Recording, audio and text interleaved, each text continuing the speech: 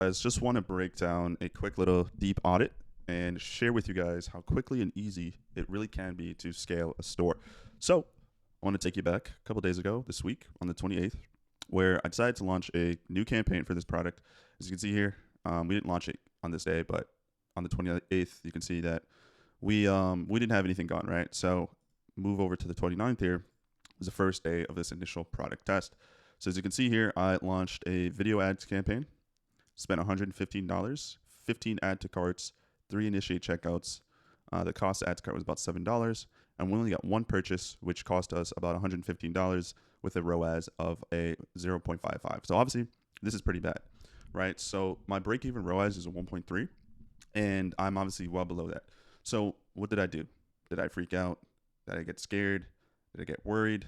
No, I just let it go for the next day. For reference, this is a CBO campaign with one ad set, as you can see here. And then in this ad set, I have 5 different ads that are targeting a specific audience. So we go here, you can see that a lot of the spend and the reason why this campaign underperformed so much was because I spent $34 on a specific ad that didn't generate anything. Now, I didn't turn off the ad just because it was spending money and not making anything. I just let it do its thing. So the next day comes around, and those exact same ads that ran, I didn't touch, right? So this ad yesterday underperformed. Ad number 2 underperformed significantly. But the next day here, just to take a step back, we ended at a 2.5 ROAS. And we spent $103. And as you can see here, metrics look pretty good. CTR was looking really good. Obviously, the CTR click-through rate, the link clicks, pretty good as well. CPC was $2, kind of high. CPM kind of high as well, but still profitable. And the thing here, first lesson to understand is that you don't need to freak out and panic when you first launch your ads. You sometimes just need to be patient and let things cook, especially if the indication is there that you have some potential. The biggest reasons why I know I can be profitable with this is because on the 29th, when I launched this campaign, look how many add to carts we got. Look how many people showed buying intent, right? My ad metrics weren't the greatest. This is really high CPC and CPM, but despite those high metrics, I got a good amount of add to carts. Okay. So that was yesterday. Sorry, this was 2 days ago now. So what I wanted to do was just let the campaign spin a little bit and get comfortable with seeing what's working, why it's working. And for reference, these 5 ads are ads I created myself. These are scripts that I created. I taught you guys in the course exactly how to create these scripts. So inside the program, you can see exactly how I created scripts for these specific ads. They are infomercial style ads. They're about a minute and 15 seconds long with my own B-roll that I put together. So pretty simple. Then we go on the 31st here.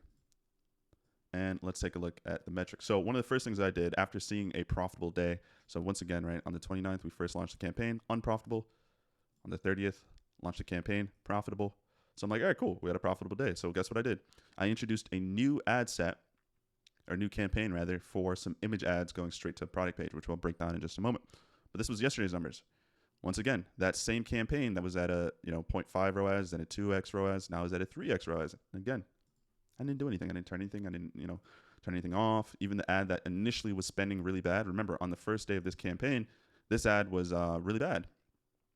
Right? Spent $34 and get a sale. Imagine I had turned that ad off, right? Or any of these ads off, right? The specific ad actually is this ad here. Spent a lot of money.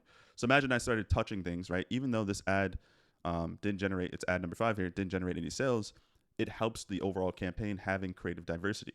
See, that same ad that underperformed ended up doing well for me the following day. So now back to the 31st here, as you can see, I decided to add in some picture ads into the mix here. And one of the biggest things that I want you guys to understand and not get too confused and not stress out and get worried and now start wondering like, oh, what should I do? Blah, blah, blah. One of the biggest things here is that I saw profitability after the second or third day. And then when I launched these campaigns here, I knew that they're going to start performing well because there was always buying intent. From the very first couple of days, we had 37 add to carts, 10 initiate checkouts. The initiate checkouts to purchase is a great conversion, 50%. And initially you wanted about 50%. So those numbers are good. My overall ROAS is slightly profitable. Remember, my break-even ROAS is a 1.34. So it's important to know your ROAS and metrics. So I'm slightly profitable. I'm not too profitable, but slightly profitable. And my ad metrics are pretty good, right? CTR is good. CPC and CPM are still kind of high, but because I'm overall profitable, it doesn't really matter. So knowing this, quickly took the liberty to start getting some creative diversity going. So I created this campaign. First, let's just analyzing this ad set or this campaign here. So you'll notice two things, right? Again, by the way, this daily spend is as of today, but just look at the amount spent each day, so that's not confusing, right? I wasn't spending $200 a day. I had it initially at $100 a day, and as of today, which I'll show you those metrics in a moment, it's now 200. So it's going to reflect the daily amount here, but what you need to focus on is the amount spent here, just so you guys aren't confused. But as you can see here, this campaign is getting better. It's getting smarter. And guess what? I don't have to do anything. It's the same exact campaign, a CBO campaign targeting one country with no adjustments to the campaign level or anything like that. And as you can see here, it's just continuing to do really well. So now ad number 2 is cooking. Let's see the other days. Ad number 2 is cooking. Ad number 2 is cooking again. Ad number 5 got a sale, which is good. So creative diversity is good because some days some ads are going to perform better than others, right? Even ad 2, once again, clearly though, ad 2 is like the best performing one. And I don't need to turn anything off. I don't need to adjust anything. I'm just going to let it do its thing. Yesterday, once again, ad number 2 is doing good. And it's getting smarter, right? The ROAS is getting better. Remember ad number 5 being that ad that was really bad on day 1? Look at that. It's now at an 8x ROAS as of yesterday. And now the CPMs are starting to come down a little bit. So you don't freak out. You don't get scared and turn things off on day 1 or even day 2 for that matter if there's buying intent. So now I'm going to talk to you about the creative strategy, right? Because for reference here, you can see that the conversion event. So on the 29th, we only made $63 on this store. On the 30th, we made $267. On the 31st, we made a lot of money here. We made a total of $715, and this was yesterday. Okay, so we're actively scaling a store, and going from 0 to 1K a day really isn't that challenging if you have a good product and speaking to the right person. So now, what I did as of yesterday was introduce a new campaign. This is a campaign with 5 different ad sets and the same creatives, but speaking to a different person with the caption. One of the things that I teach you guys how to do inside this community is use image ads to an advertorial, right? It's one of the big ways I was able to scale one of my brands to 5K a day. So if I show you guys here in the school community, you can see here AI image ads plus advertorials. This is one of the easiest ways to create and test and scale a brand using advertorials, but it can be a little complex. So I have these image ads here, and you can see, one second here. I have these image ads here, and as you can see here, I have 5 different ad sets. And the name of the game here is that I'm testing different angles with each ad set. So if I go to this one, this ad set here is actually my best performing ad set. And all it is just a specific angle and audience of people that I'm talking to. So the reason why I do this is because I'm trying to figure out, right? I'm confident that the product that I'm selling here is a good product that can solve a problem for a specific type of person. My goal is to figure out what type of person can I speak to that isn't too competitive to work with.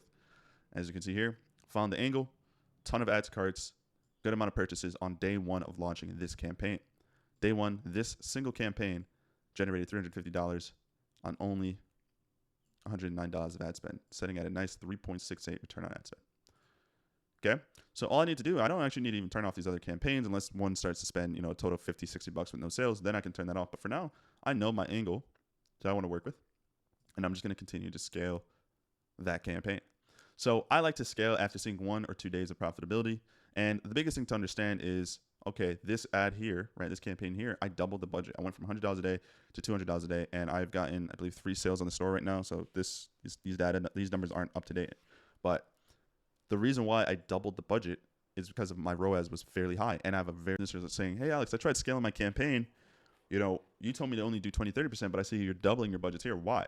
Well, there's 2 big factors, right? You can double budgets whenever you want, but you put yourself at risk of breaking the campaign unless you have certain things situated, right? The first thing is, are you using your own ads? If you're ripping someone else's ads, you cannot scale with that, right? I always tell you guys that, yes, you can test and use someone else's ads to initially test and validate the product. But after 1 or 2 days of profitability, you immediately need to pivot to your own creatives that are similar to the competitors, but should be your own, right? The pictures, the videos, whatever. The scripting should be slightly different. It's still the same, but should be different where you're not using the exact competitor's ads. Because if you're scaling with someone else's ads, Facebook is going to give them all the initial high-quality leads that will purchase the product. You have to find your own creative style and angle to speak to those same people. And then with your own ads, you can, of course, scale there. So that's the first thing. A lot of times when you guys ask me, can I double the budget and just quickly scale with ripped creatives, I highly recommend you don't. Now, of course, I've seen people do this, but it puts you at a greater risk of just not being able to scale and just losing money. So that's the first thing that you have to understand. The second thing is, how high is your ROAS? If your break-even ROAS is a 1.3, and then you're getting a 2x ROAS, yes, you're profitable, but the thing you have to understand is, a lot of the times as you start to scale, your ROAS will go down a little bit. So because my day ended yesterday at a high enough ROAS, where if this takes a dip, right, which it most likely will, if it goes from a 3 to a 2.5, I'm living. I'm doing great. I'm still very profitable. But for some of you guys, the reason why I told you, like, let's hold off on hard scaling is because you went from, your break-even ROAS is a 1.5 or 1.6. And then if your ROAS goes down, then you are no longer profitable, right? So that's important to understand, that if you want to scale and double budgets and quickly scale, right, you should have your own ads, okay? Plus, you should have a high enough ROAS for it to make sense, right? And I talk a lot about this in the logistics training, right? If you go under dropshipping concept training, we break down logistics and knowing your numbers, right? Ecom is a game of numbers. You have to know your metrics. You have to know your numbers. If you don't, you're not going to be able to properly scale. You need to know your numbers before you even start dropshipping a product, okay?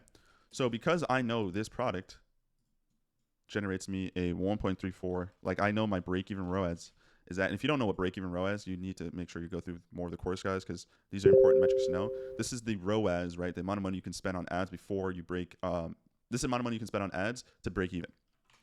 Anything more than that, you're losing money, right? So let's say it costs me $15 to acquire a sale. If $15 to acquire a sale is my break-even number, right? That's the amount of money I can spend.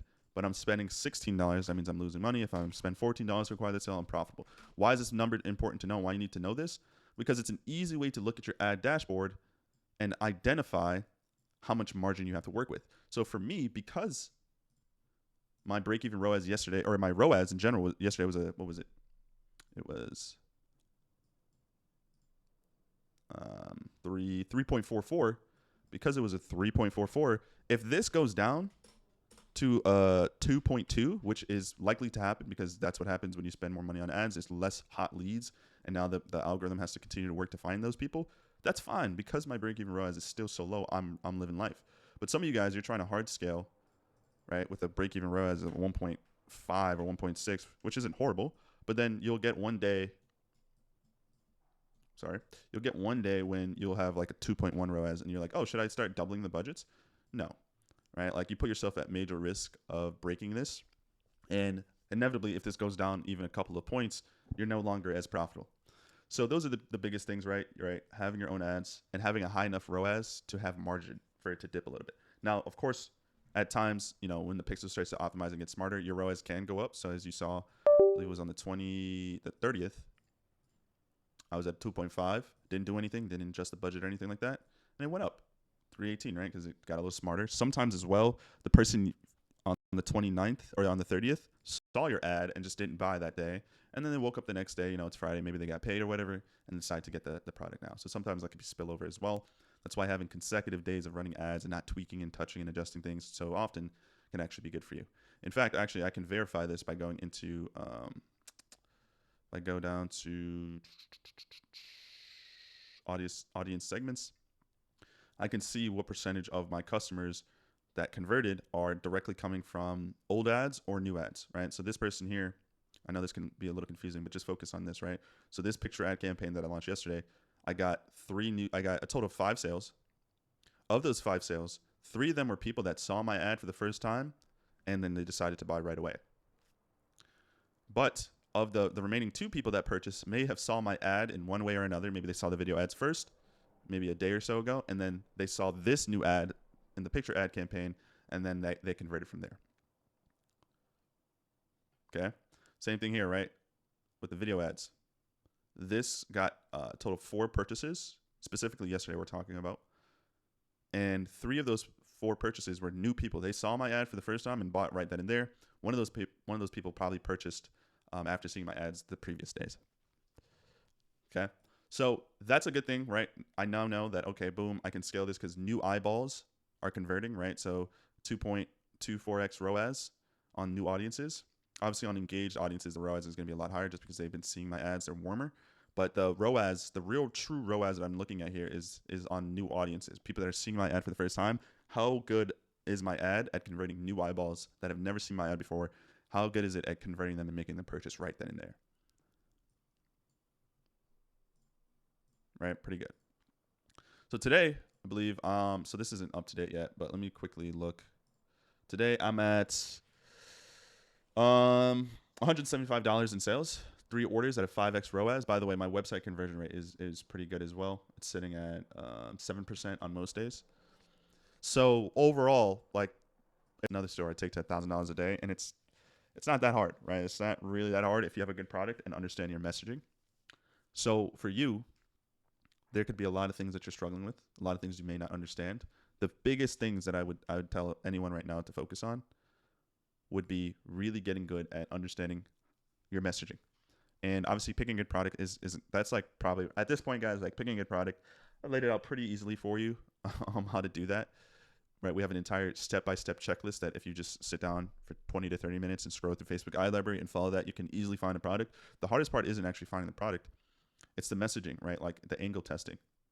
That's one of the biggest things that I think I see a lot of you guys struggling with. Like even now, creating a good website is pretty easy. Like you guys, from what I've seen, got a lot better with that. The biggest thing now is how can I angle test and creative test?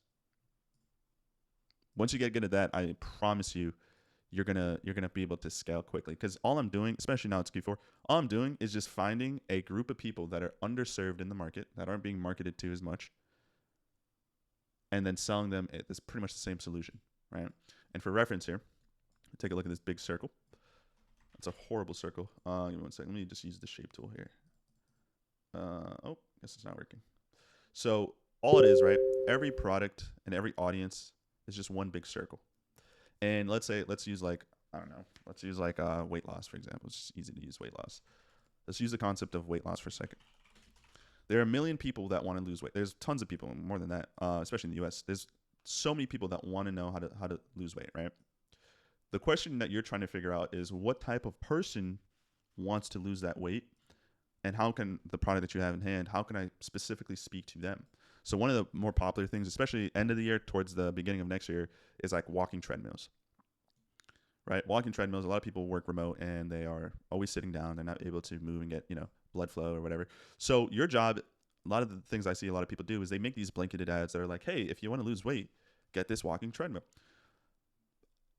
The way to become a better marketer is defining the you, right? Like who's you? Who are we speaking to when we say that, right? Like you want to lose weight, who's you? If you can get good at testing different angles and understanding how to define the you, is a you a stay-at-home mom that can't really go out and go to the gym because she has her children, right? That stay-at-home mom is that a C-suite remote employee, right? Like nowadays with so many people marketing and selling products online, like you guys don't understand how niche specific you have to get, right? It can't be just women or dads or moms. Like you got to get like really detailed while obviously still finding a big enough audience, right? You don't want to go so detailed. Like, hey, if you live in Alaska in a 4-bedroom house and you're a woman with specifically 2 kids, one of them being a boy that's older than you don't have to get that detailed. Obviously, I saw someone ask me that the other day, like how detailed should I get? Like keep it relative to a big enough population of people that are dealing with the same problem. The question to ask yourself is, the problem or the person that I'm speaking to, is there enough of those people in the world? And if you don't know the answer to that, literally use AI or Google to figure that out.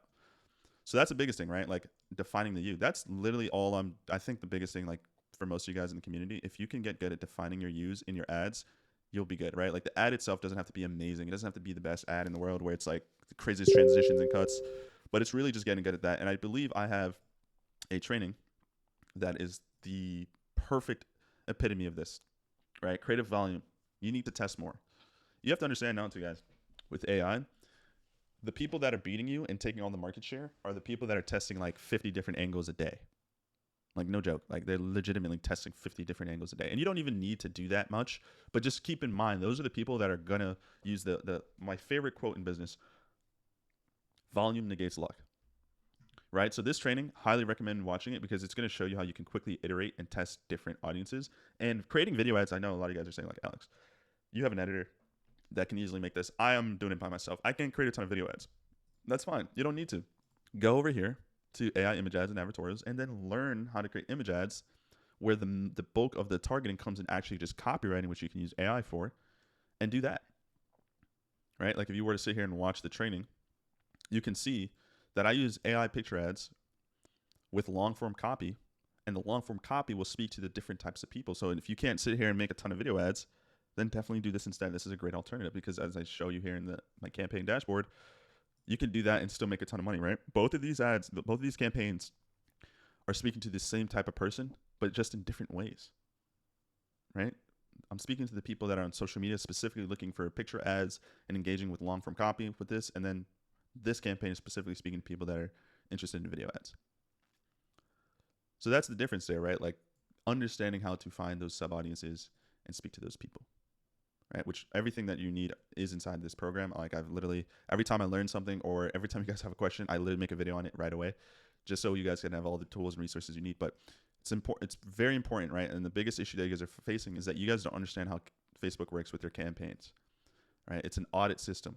They're going to reward the advertiser that's been running ads the longest and spending the most money, right? And most people that are running, like for example, to use weight loss, most people that are running weight loss products are selling to the general you audience, right? You need to lose weight or you want to lose weight. Here's this supplement or here's this treadmill or here's this waist trainer or here's this like tea or herbal tea that you can take, whatever like bullshit people are selling online. They're going to continuously speak to the same general population. You just have to get creative of finding that underserved audience, because I'm telling you guys, most of the products you guys are showing me are good. Like most of the products you're showing me could very well scale and make you money. You just got to get good at like figuring out who can I show this product to. All right, so the biggest lesson here is define the you. And then when it comes to scaling, don't overthink it. All right, you're seeing profitable days, increase the budget. If you're creating your own ads and you have a lot of margin to work with, you could double the budget. Up to you, So it comes down to risk tolerance and what you're capable of doing. So you can see here too, one last note before we get out of here. Picture ads are great because you get to test faster and you get more data, right? Because you can see here my ad metrics are cheaper here with picture ads. All right, something to be mindful of. So, all right, guys. See you guys all in the next one. If you guys have any questions, just let me know. Hope you guys enjoyed the training.